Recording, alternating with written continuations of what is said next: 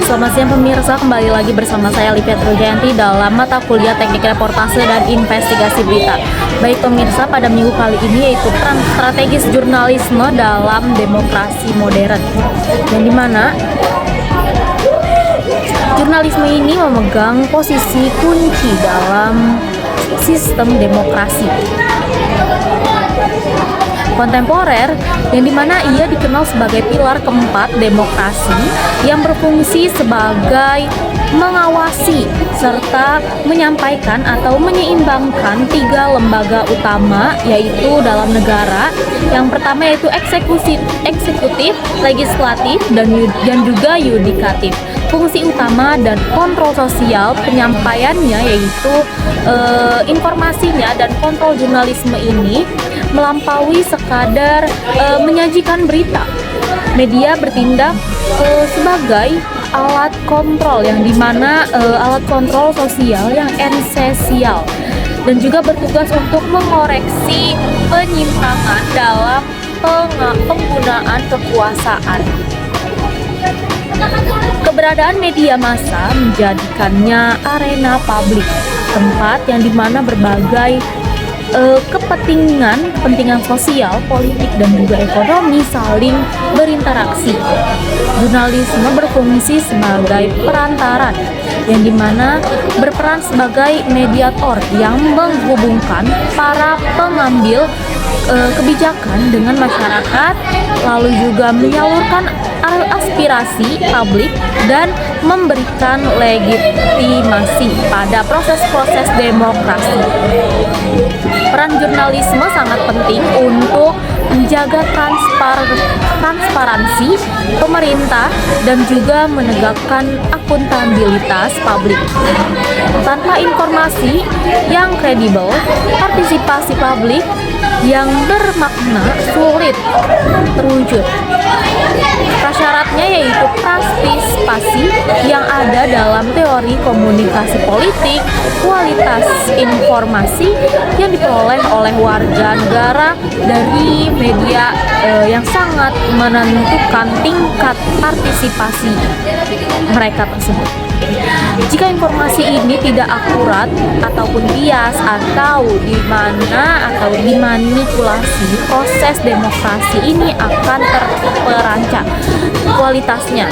Jurnalisme yang profesional menyiapkan ruang untuk dialog kritis antara pemerintah dan juga rakyat berdasarkan data dan fakta yang terverifikasi.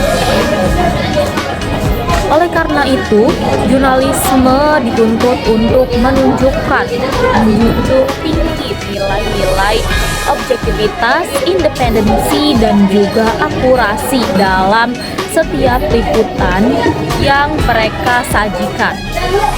Menjaga kebenaran dalam praktiknya, jurnalis juga ini tidak hanya bertindak sebagai penyampaian berita, tetapi juga untuk sebagai penjaga kebenaran. Nah, di sini juga ada guardian of truth, di mana mereka ini memastikan kekuasaan dijalankan sesuai dengan prinsip keadilan sosial dan transparansi. Dengan informasi yang akurat, publik diberdayakan untuk mengawasi jalannya kekuasaan, lalu juga berpartisipasi dalam pembuatan kebijakan dan menuntut pertanggungjawaban atas penyalahgunaan wewenang yang beredar.